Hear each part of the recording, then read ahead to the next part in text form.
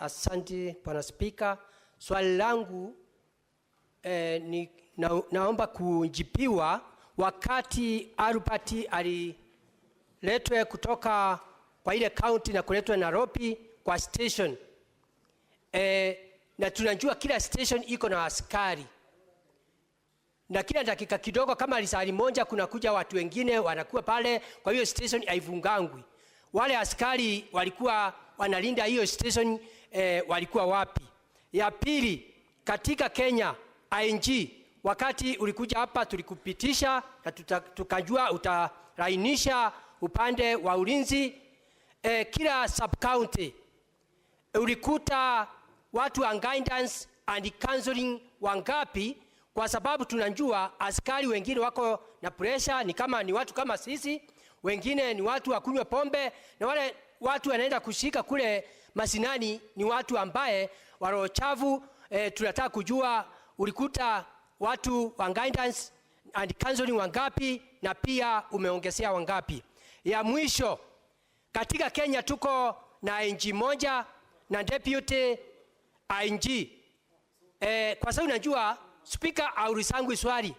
Hiyo swali nataka Senate nijibu.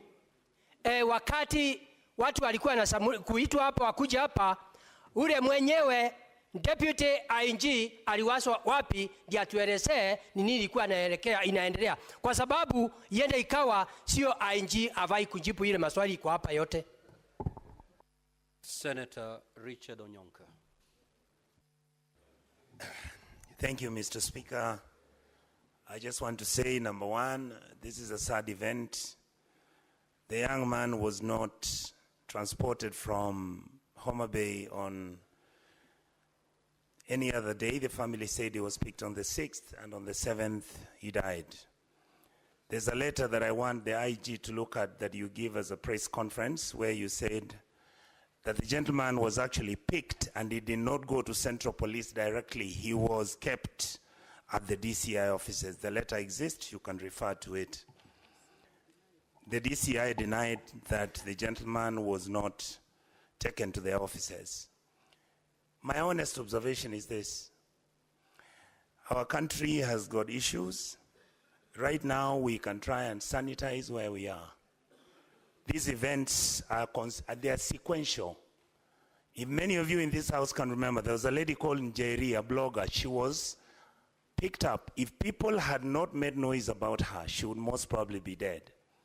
Gentlemen who did the BBC documentary were arrested. Up to now, we don't know whether their case is in court or not.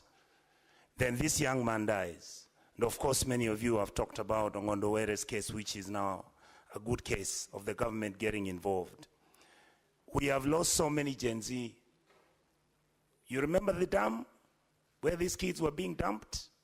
Yeah, I hear many people talk about Yala. Forget about that. Let's bring an inquest, an inquiry to this house to investigate whether it is from Yala all the way up to every single person who was killed. These children have never been compensated. These children have never been talked to. Their families are treated like rubbish, and we are very comfortable. I know after this thing is held here today, everybody's going to go home, and it's going to be business as usual. I wish you all the best. Thank you, Mr. Speaker. Senator Murango.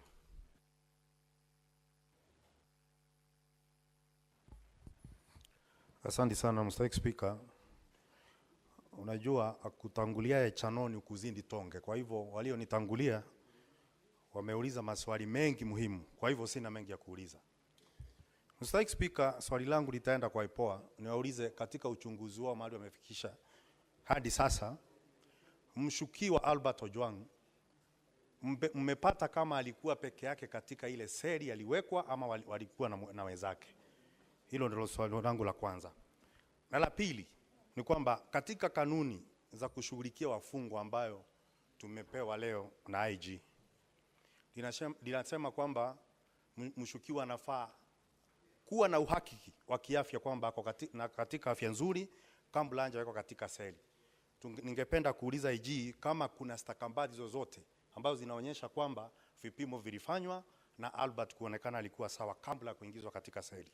Swali hilo lingine, IG na ameomba msamaha kwa sababu walipotosha nchi na kwa kusema kwamba Albert alinijigonga kichwa katika ukuta.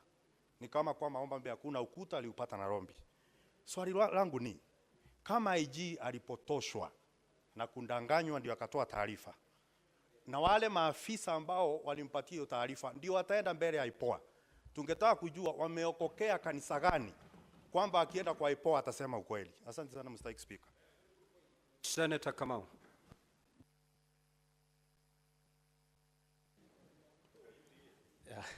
Thank you very much, Honorable Speaker. Honorable Speaker, I want to join my colleagues in conveying my sincere message of condolences to the family of the late Ojwang.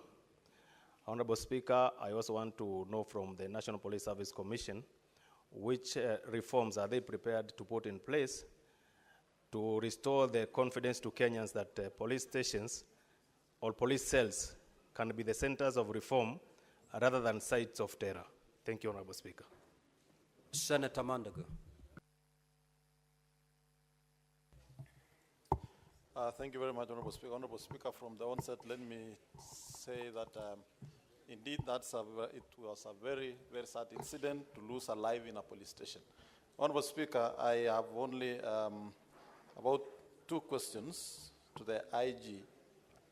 On the matter of the CCTV, Honorable Speaker, we would like to know where is the control center of that CCTV. Is it at the Central Police Station? Is it at Vigilance House? Is it at the Regional Police Commander's office? Where is the control of the CCTV to the extent that it was switched off before that incident? Honorable Speaker, finally, let me also say that as a Senate and as a House, Honorable Speaker, I don't think in this session we were inviting the team here so that we can gather evidence, pass a judgment, and sentence those who seem or we think they are accused. Honorable Speaker. Honorable Speaker, I want to say this. There have been calls of resignations for the DIG or stepping aside, Honorable Speaker. And Honorable Speaker, when it is being said by senators who have also been once arrested, and since they were arrested, Honorable Speaker, and they were asked not to contest, they would say, we are innocent until we are proven guilty, Honorable Speaker. How then do we expect the DIG, whose the investigation are still ongoing, he has not been taken to a court of law, and all of a sudden we have a chorus that, Honorable Speaker, they should resign. Honorable Speaker, I also want to ask the IG whether the investigations and IPOA are also being extended, especially to those political groupings, Honorable Speaker, who have been saying, you are playing with fire.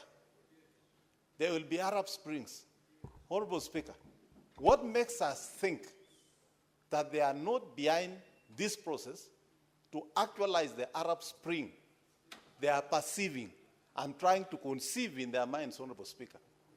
There is need to widen the investigation so that probably those opportunists who would want to use such incidences, Honorable Speaker, to pursue a political agenda, they must also be cut to size, Honorable Speaker. Honorable Speaker, finally, let me say that it is not also proper, Honorable Speaker, when we use the floor of the House, Honorable Speaker, to also make sweeping accusations because of the privileges we have as a House on the officers, even on the officers or the team that has appeared here, Honorable Speaker. Honorable Speaker, Senator Chute.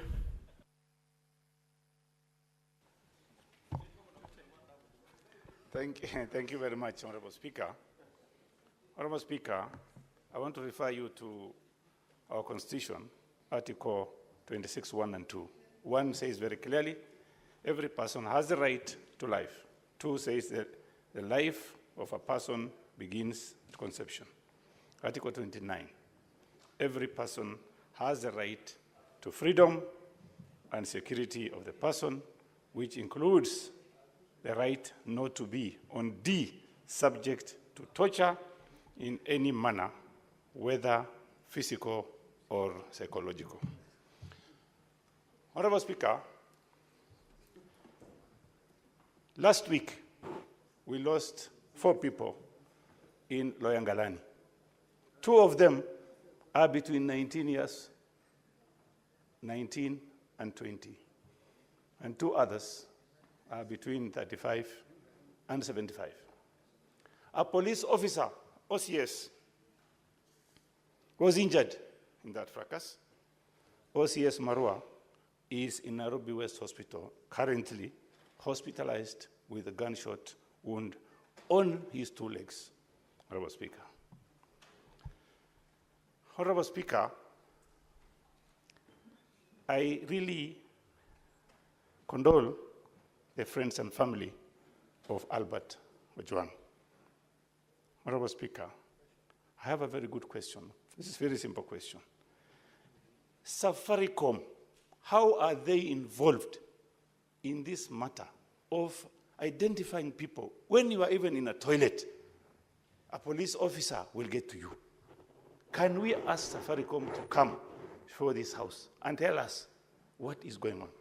Number 2, this is a question to DCI. There is, of course, long before apprehending suspect, they normally have a request for that person to appear before a police officer. Why do you go all the way to Homa Bay to arrest an individual for just a minor case? Why don't you ask him to come and report to the nearest police station? Thank you very much, Honorable Speaker. Senator Karungo. Thank you very much, Mr. Speaker. And just to feel a bit safe, I think the Sergeant at Arms should be close to me.